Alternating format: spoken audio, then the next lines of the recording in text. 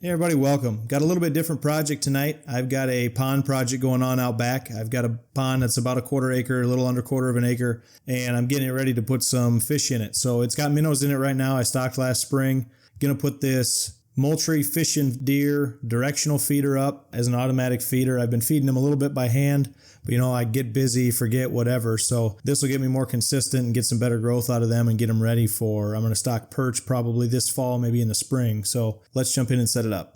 All right, so you can see here, when I initially started doing this, you'll see throughout this project that this was like a 4-day project. It's about 10 minutes worth of work, took like 4 days. So you can see my dog Rex here helping me out.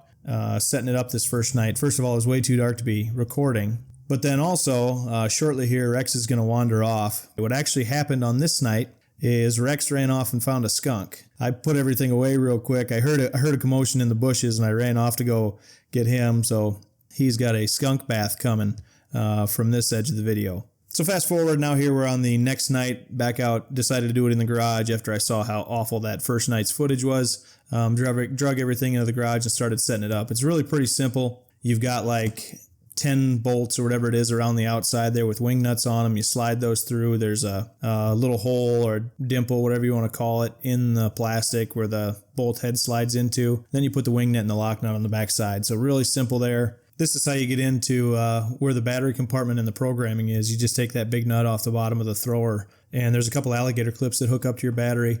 When I got this hooked up, the battery ended up being totally dead. I had purchased this a couple months ago, so totally my fault. I left it sitting out there in the garage for a while and hadn't taken the time to set it up. So ended up, I just plugged this in and set it up on the dock and left it. So here's another day delay. Left it sit through the sun the next day with the solar panel plugged in, and it ended up charging up. Here I'm going to go ahead and put the legs on and get it stood up, and then we'll get into programming it. Like I said, this is a really simple setup. You basically just bolt those two halves together, slide your legs together, put them in the bottom, and stand it up. And throw that solar panel on real quick. This was really simple too. There's a hole in the side of the hopper that takes a screw that comes with the solar panel, and you just screw that right up in there. It's really, really simple. And then there's a plug-in on the side of the thrower apparatus down bottom, and it just plugs right in. So at this point, we're all hooked up. We're just going to leave that solar panel going and charge that battery up, hopefully. But I did want to go ahead and throw the food in there. And as I was loading the food in, of course, I spilled a whole bunch of it. A little bit of a preview of what the fish reaction is going to be like. They're used to me throwing some food out here, so they come right away. But we didn't get any big fish on this one. There was just a lot of minnows up there poking around, checking it out. So like I said, we do have some bigger bluegill and things in there,